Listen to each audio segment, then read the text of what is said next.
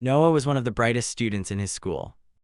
His teachers praised him, his classmates admired him, and everyone believed he would grow up to become someone successful. But despite all of this, Noah was never truly happy. Every night before sleeping, he stared quietly at the ceiling and thought to himself, how can I become the best? What if I fail in life? What if I never achieve anything meaningful? The more he thought about these questions, the heavier his heart became. Slowly, Noah stopped enjoying life. He no longer laughed with his friends during lunch breaks. He stopped going outside to play football in the evenings. Even at family dinners, he stayed silent, lost in his own thoughts. Days passed, and the bright smile that once filled Noah's face slowly disappeared. His grandfather noticed everything. Grandpa was an old man with calm eyes and a gentle voice. He had lived through many struggles in life and understood people deeply. He could see that Noah wasn't just tired, he was carrying fear inside his heart. One peaceful evening, the sky glowed orange as the sun began to set. A cool breeze moved softly through the garden behind their house. Grandpa sat quietly on an old wooden chair, sipping tea while watching the birds fly across the sky. Noah, Grandpa called softly, "Come sit with me for a while." Noah slowly walked toward him and sat down beside him. For a moment, neither of them spoke. The garden was peaceful and quiet. Then Grandpa gently asked, "Noah, tell me honestly, what has been troubling your mind these days?" Noah looked down at the ground and sighed deeply. "Grandpa, I keep thinking about life." Grandpa nodded calmly. "And what about life worries you so much?" Noah hesitated before answering. "Everyone keeps telling me that I must become successful. Teachers tell me to work harder. People say I must become someone important. I want to achieve something great too, but the more I think about it, the more confused I become." His voice became softer. "I don't even know what true success really means anymore. Is it money, fame? Becoming better than everyone else? Sometimes I feel scared that maybe, no matter how hard I try, I'll never be enough." Grandpa listened carefully without interrupting him. Then a small smile appeared on his face. Instead of giving advice immediately, Grandpa reached toward the table beside him and picked up a simple pencil. Holding it up, he asked, "Noah, what do you see?" Noah looked confused. "A pencil," Grandpa smiled warmly. "Yes, but hidden inside this small pencil are 5 lessons powerful enough to guide your entire life." Noah frowned slightly. "How can a pencil teach someone about life?" Grandpa laughed softly. "That is the interesting thing about wisdom, Daniel. Sometimes the greatest lessons hide inside the simplest things." He placed the pencil carefully in Daniel's hand. "Now listen closely." Grandpa raised one finger and began with the first lesson. "The first lesson is this: you can do great things in life, but only if you allow yourself to be guided." Noah looked at the pencil while Grandpa continued speaking. "This pencil cannot write by itself. It needs someone to hold it and guide it. In the same way, people also need guidance in life." Grandpa pointed gently toward Noah. "Parents guide us, teachers guide us, good friends guide us, even our failures guide us sometimes." He leaned back in his chair and smiled softly. "Many young people think asking for help makes them weak, but the truth is, no person becomes truly great completely alone."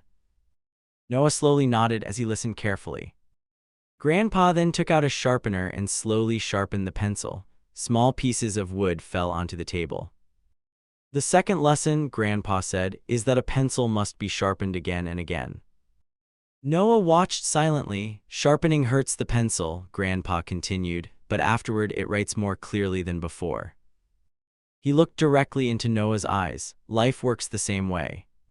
Pain, failures, struggles, and disappointments may hurt you, but those difficult moments shape you into a stronger and wiser person." Grandpa paused for a moment before continuing. "When I was young, I also failed many times. There were days when I thought life was unfair. But every struggle taught me patience, strength, and wisdom. Without those painful moments, I would never have become the man I am today." Noah listened quietly. For the first time in many weeks, his heart began to feel lighter. Grandpa then picked up the pencil again and wrote a small line on a paper. Suddenly, he erased part of it with an eraser. "The third lesson," he said, "is that mistakes can be corrected." Noah looked at the erased mark carefully. In life, you will make mistakes, Grandpa continued. Everyone does. Sometimes you will fail. Sometimes you will make wrong decisions. Sometimes you may even disappoint yourself.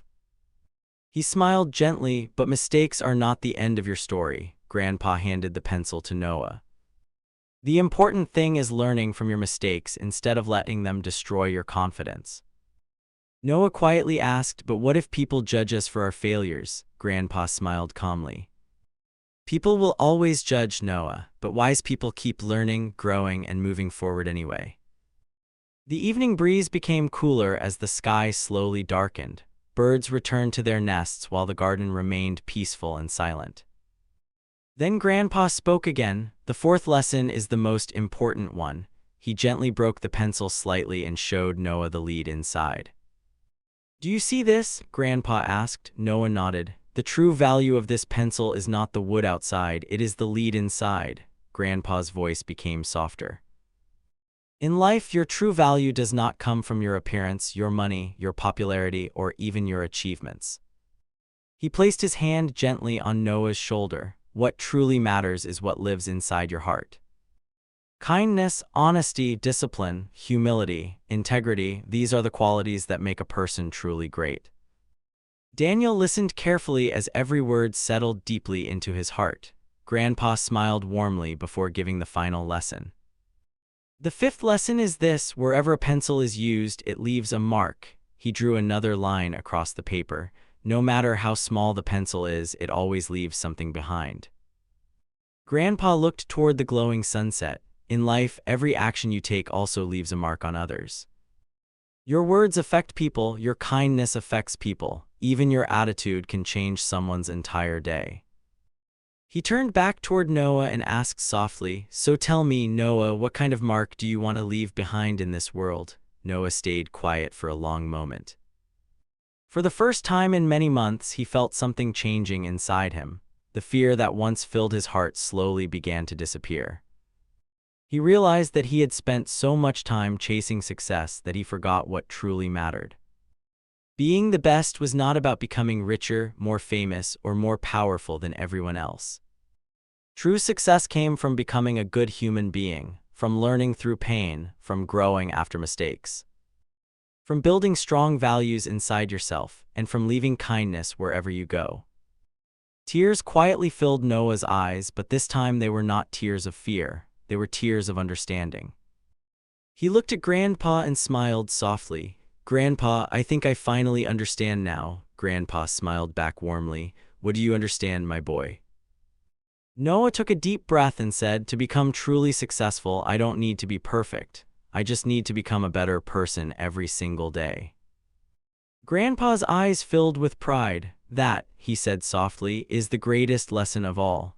The sun slowly disappeared behind the trees, covering the sky in golden light. And from that evening onward, Noah changed. He still studied hard, he still dreamed about the future, but he no longer carried fear inside his heart. Instead of desperately chasing success, he focused on improving himself little by little every day. He became kinder, more patient, more grateful, more confident. And slowly, people began noticing something special about him. Not because he was trying to be better than everyone else, but because he had learned how to become the best version of himself. And all of that wisdom began with a simple pencil.